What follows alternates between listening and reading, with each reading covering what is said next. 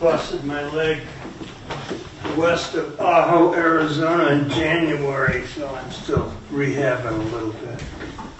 If I don't do 40 squats a day, I can barely get from that chair to here, you know.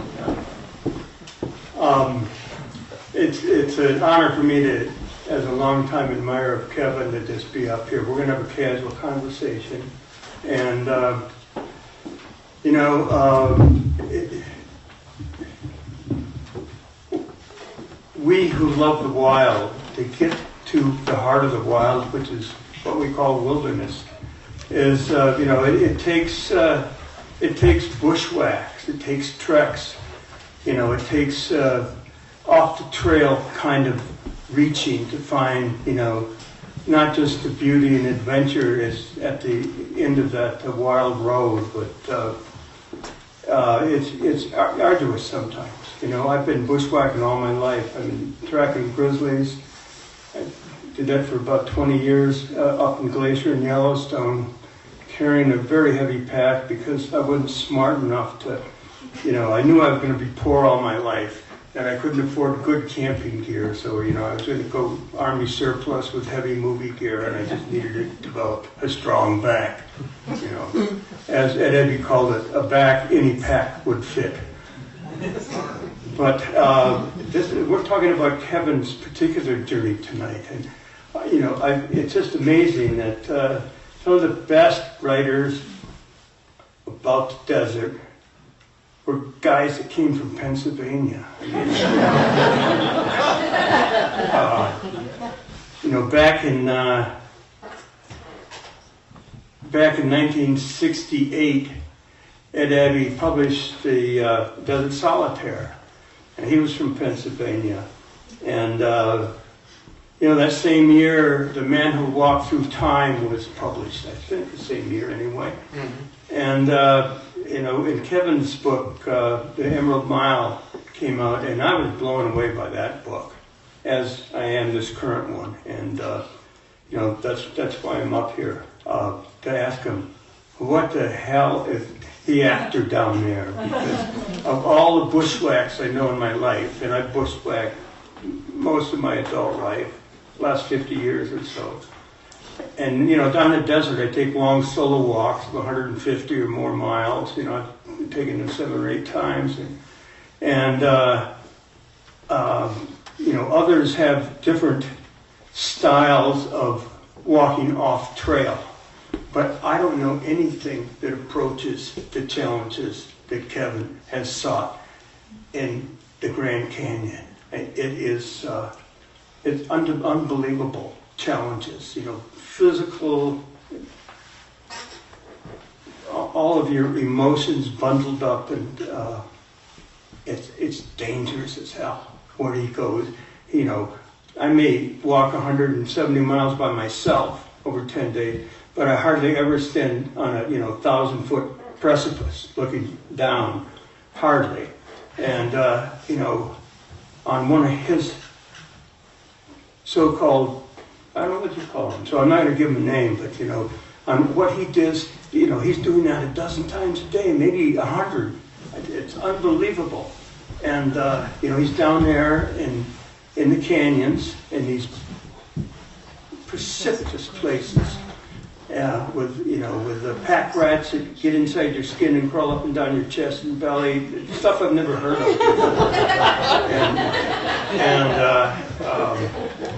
You know, in winter storms, you know, so you're walking on, you know, with slopes and 1,000-foot drop-offs, you know, with snow on the trail, and, you know, and actually one of the beloved members of this, I'll call it a knot of friends, mainly based in Flagstaff and around, but I mean, people who nobody else would understand this kind of trekking because it is unknown and new to me. It is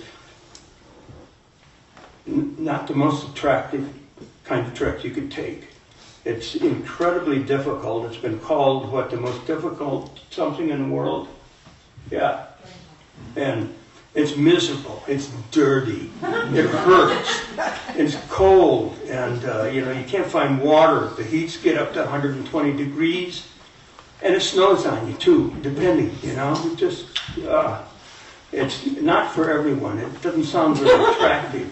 And so that's probably the first inquiry I have to Kevin, if he, you know,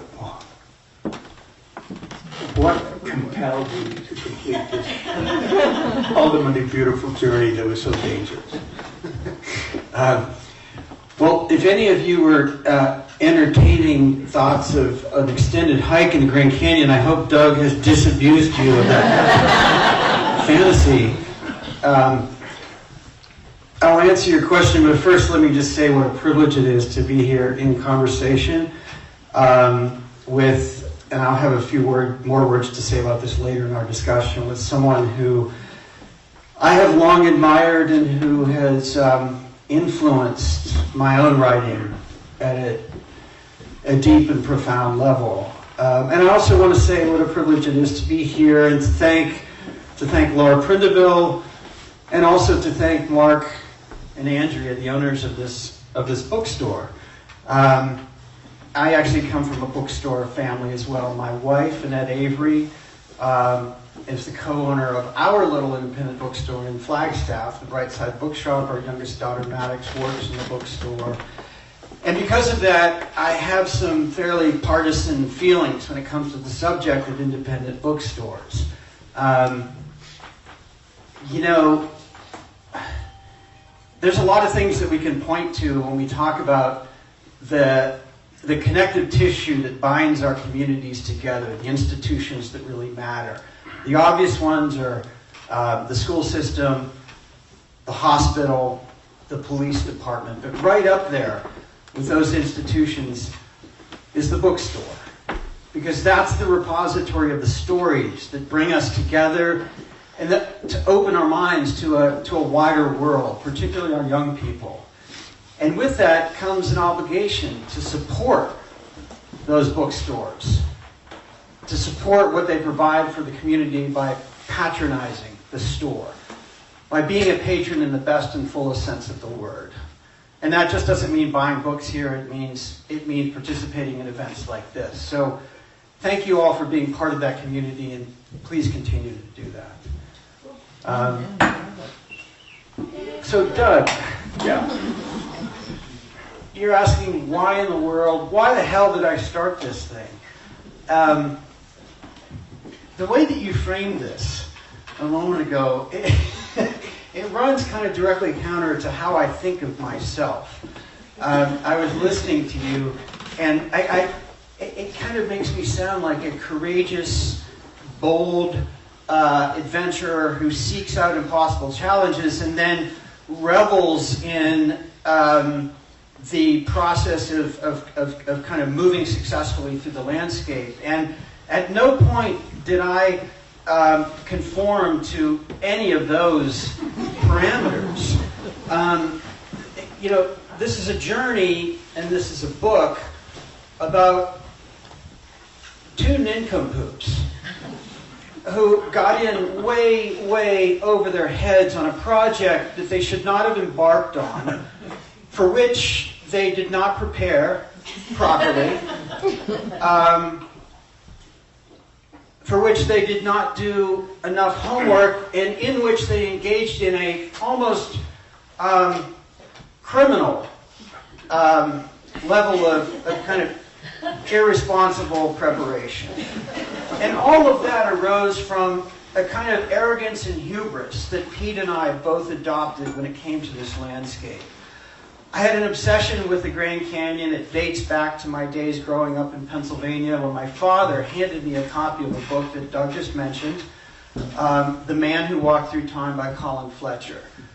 I grew up in Pittsburgh, Pennsylvania, a place that's about as far physically and metaphorically from here and from the Grand Canyon as you can get. A place that is defined not by natural beauty but by industry. Particularly the mining of coal and the forging of steel. A place that when I grew up in the 1960s was so polluted. Every aspect of that landscape, the air, the water, the soil, had been tainted and poisoned by the residue of the industries that flourished in that city. And it was so bad that when I was growing up, it was almost impossible for me to imagine that there might be places out there, places beyond Pittsburgh, where natural beauty was allowed to flourish, untrammeled. And one of the first things that opened my mind up to the idea that there might be places out there was this book by Colin Fletcher, this account, this chronicle of the first journey in modern recorded history. Doug knows those are very important distinctions. The first journey in modern recorded history through what at the time was Grand Canyon National Park. Colin Fletcher was a pretty complex writer. His language went way over my head. The ability of a 10 or 11-year-old boy to absorb that was pretty limited. But what electrified me, what lit a fire in my mind that has never really extinguished to this day, was the cover of that book. There's a photograph that Fletcher took of himself standing on a ledge with a huge pack on his back, gazing into this abyss, this oceanic expanse, the bare naked rock, and all the way down at the bottom, this thin blue ribbon of the Colorado River. It would take more than 25 years for me to find my way from Pittsburgh to the Grand Canyon. My journey into the canyon, my first decade in the canyon was defined by boats and an obsession I had with a particular type of boat, a Grand Canyon whitewater dory. That was the subject of the first book that I wrote. And when that book came out, and I don't know if you've ever had this happen to you, Doug. You're probably too smart for this to have happened to you. Don't count on it. When the Emerald Mile came out, I spent about 10 years working on the Emerald Mile, 6 years on the river, and a full 10 researching and writing the book. And I poured everything that I had learned about the canyon and about the river into the pages of that book.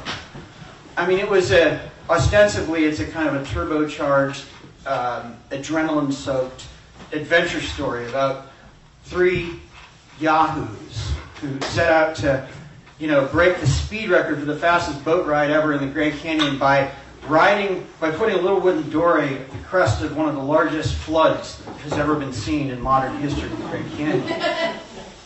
That was the adventure part of the story. But what the book really was, that was just the excuse. That's what we do as writers, right? Yes. We pull people in, sometimes subversively, using narratives that are exciting and entertaining.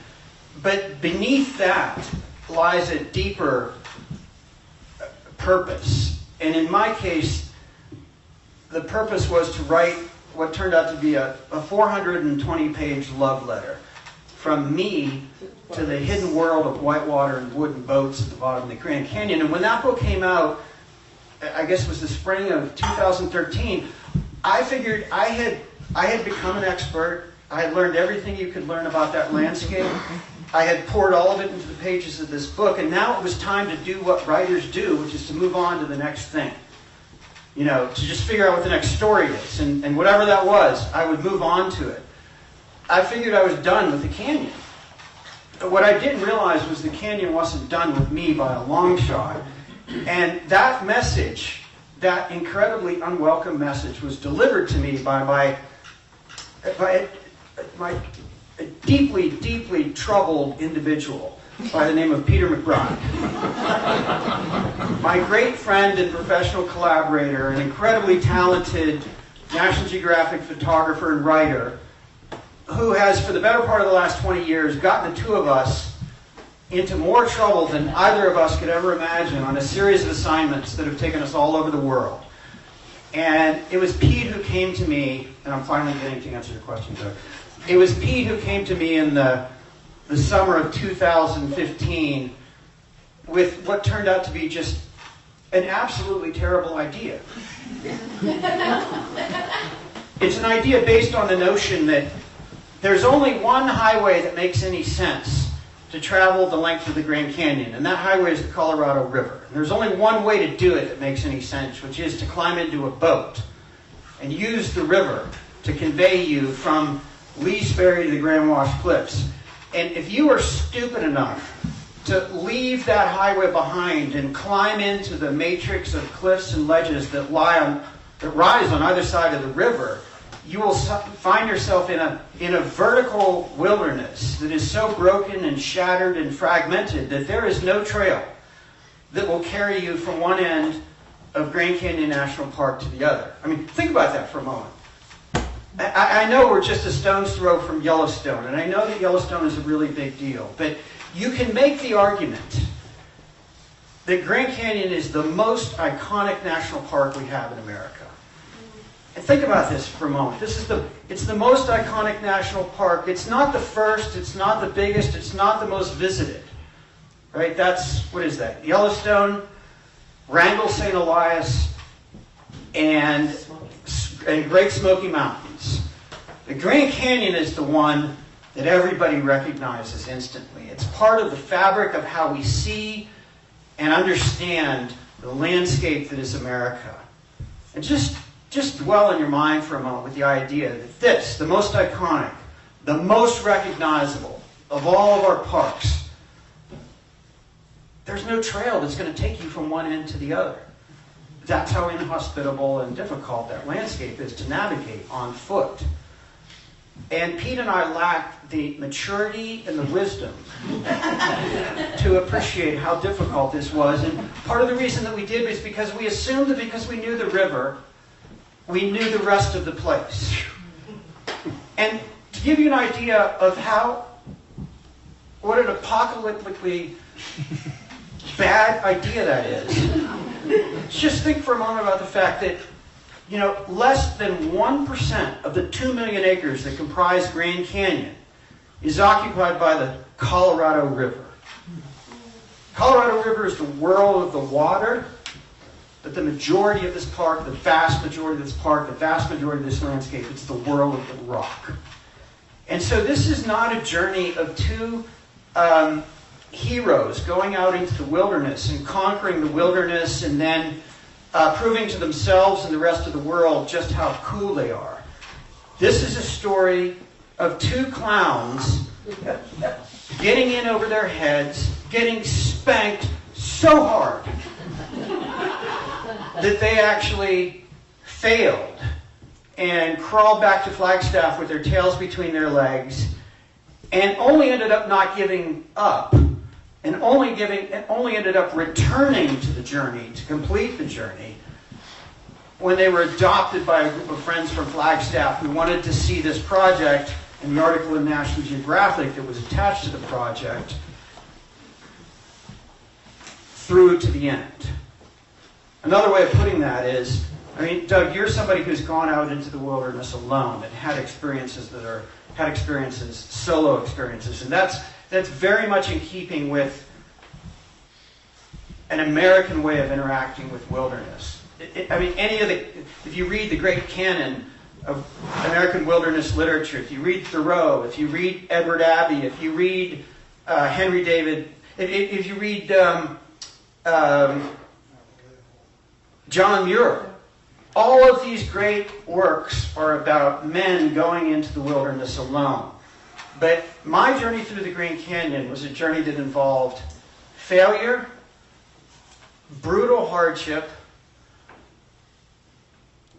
humility, and a discovery that some of the greatest rewards for me and for Pete resided in not in going into that place alone, but in being embraced by a community of people who helped to pull us through that journey and taught us that for people at our level of ability, at our level of fitness, at our level of knowledge, which was pretty paltry, we needed others in order to be able to make it happen. I don't know if this is fully answering your question. It's definitely a long-winded way of addressing it, but I think this is, if any of you are contemplating purchasing this book because you think it offers a guide and a blueprint into how to hike the canyon, this is really a quite detailed guide to how not to hike the Grand Canyon.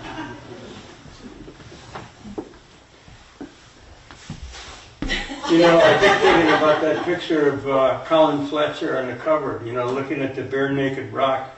Well, the fact is, it was a lucky day because he used to hike wearing only boots and a hat. And, the whole scene would have been bare naked, Maybe not a pretty sight.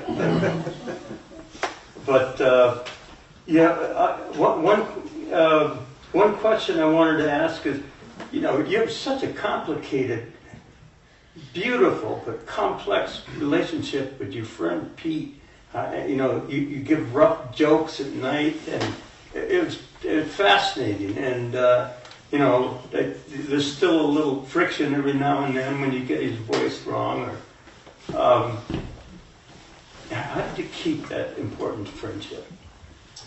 Wow, so that's a really great question. And I don't know how many of these events I've done. Mm-hmm. Maybe 100 of them. Nobody's ever asked me that, right? That friendship, which is tempestuous and at times troubled, and does involve some friction, is also probably the greatest friendship of my life. Yeah.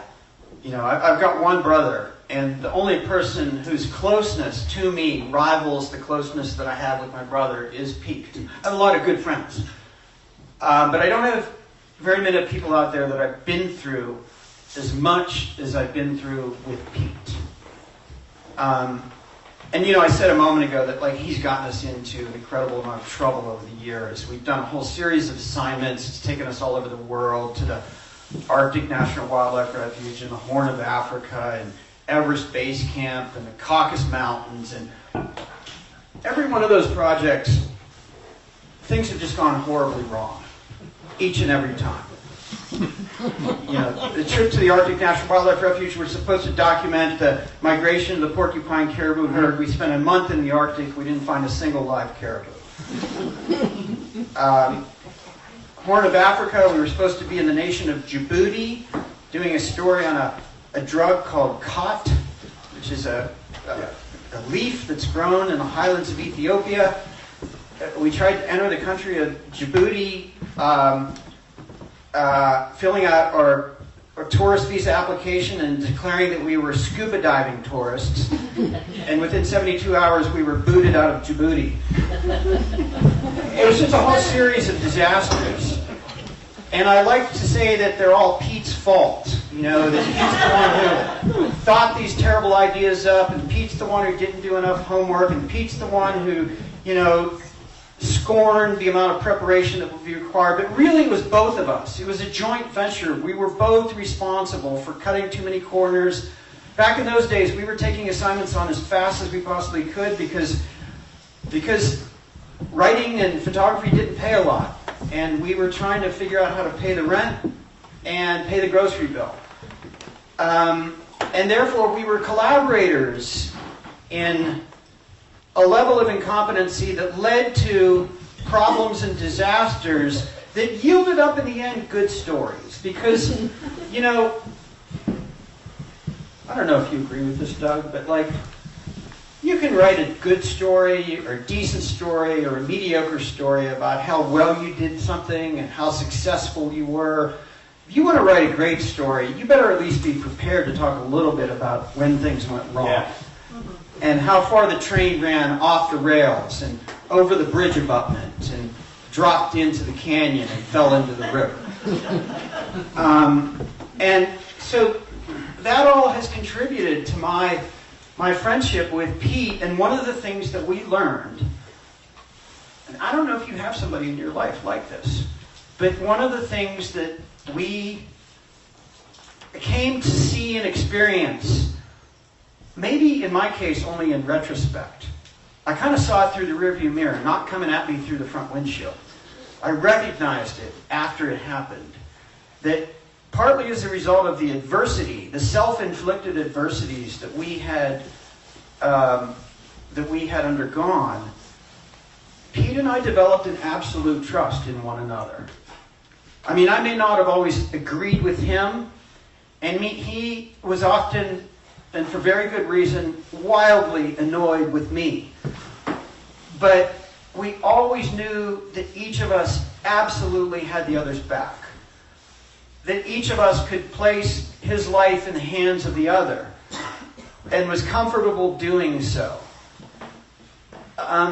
That's something that binds you together at a level that extends beyond the interactions and the connections that we have in everyday life. And I guess maybe that's the answer to your question, that's the foundation of the friendship that we carried into the canyon with us. And the friendship itself, I guess I would say, I'm thinking off the top of my head now, I've never said this before, but your question has sort of elicited this thought in my mind, Doug. There's a lot of different characters in this book. There are a bunch of Native Americans, there are some historical figures like Colin Fletcher. There's the canyon itself, which is a character. And then I suppose you could say that the friendship that Pete and I have with each other, that's a character too.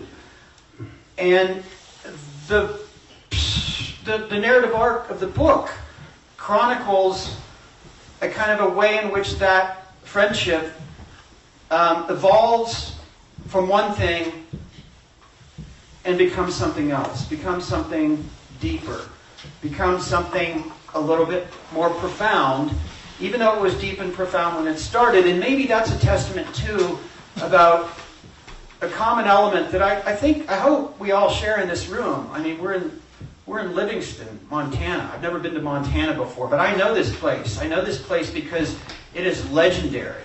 It is a place of literary legends, and it is a place of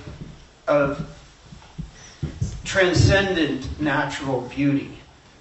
And I'm assuming that each and every one of you in this room has a reverence for that beauty, and perhaps an appreciation and an awareness that one of the things that we derive from nature, one of the things that we derive from wilderness, it's not just an aesthetic experience, although that is really, really profound.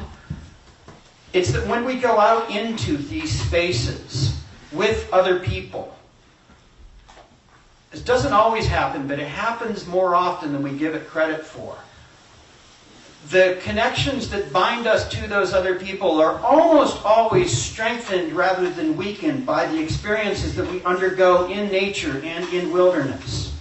We learn things about ourselves, but we also learn things about the connective tissue that links us to the people that we care about in and through wilderness and nature. And that is something that sits very close to, if not at the very center of my experience in Grand Canyon. And what fascinates me is that, all this stuff I'm talking about, does it resonate with you? Because you strike me, I've read your books, and one of the things that I take away and value so much in your writing, Doug, is that you are chronicling, oftentimes, a solo experience, right? Truly. Yeah, but the nature of that friendship with Pete, that is such a valuable friendship. You're a very lucky man, and it's been crushed through the filter of the physicality, both physical and mental, of all of that trauma, including the wood rat running up and down his chest, which, I should know about every kind of heat trauma in the world. I was a Green Beret medic for 2 tours in the Central Highlands of Vietnam, had lots of heat exhaustion, but I never saw any wood rats, And it had to do with the sodium imbalance, I understand, but I had an experience. Yeah. One thing I wonder about, there's a couple things, but they're intertwined. But this knot of, they're incredible people. They're just so talented. This knot of experts, I guess I'd call them. And, they, luckily for you, they're right around Flagstaff, most of them. And they were able to come to your aid when nobody else in the world could have. Nobody knows how to do that incredible, traumatic and dirty, kind of bushwhacking in the world. But these people have been to it so many times, they know exactly what to carry and how much not to. I keep thinking of the starts when Colin Fletcher started out. I think he went to see Harvey Bouchard. Yep. Yeah, and Harvey was a mathematics professor at that was University of, Arizona Flagstaff. Yep. And he basically been the only person to pioneer each of these routes by himself, and it's just crazy. And he was driven. He didn't really, he cared lots about his records, but he didn't stop to smell the roses too often, and often threw his sardine can over the nearest ledge. But and so he would take, at the end of the year, he'd run his students up a mountain, and you've been up that mountain, and if they made it, he'd take them on a torturous hike where he tortured them, frankly, and because he was in such incredible shape for this kind of thing, and it wasn't all physical. They just knew everything about the rock climbing and canyoneering, and the slots that no one knew about at that time. To leave a record behind, and one of the, this is an aside, but one of the great benefits of A Walk in the Park, which is a beautiful title. Wow, A Walk in the Park. Is the bibliography and the records in the archives and the records of Native Americans and the reference system. It's as exhaustive as anything I've ever seen. I'm not much of an academic student, but when I look into things, I pay attention. And this is a wonderful compilation apart from the main story. But I wanted, to think about the maniac mathematician that would do these incredible things before anybody else thought about them. But I think basically all of your not expert friends probably learned from his log books or whatever he kept, a record of going to all those places. Yeah, I think so. I mean, look, the guy you're talking about, Harvey Butcher, he's viewed with good reason as the godfather of Grand Canyon hiking. Right? This is a mathematics professor, who takes his students out on the weekends. And here's an important point, too, and I think this dovetails with your thinking about areas like this, too. I mean, this is a guy who opened up, for the modern world, a lot of the routes in the Grand Canyon. There's a finite number of paths that you can use to get from the rims of the canyon down to the river, and the reason for that is that there's one layer of rock down there, the Redwall limestone, that forms cliffs between 450 and 750 feet high.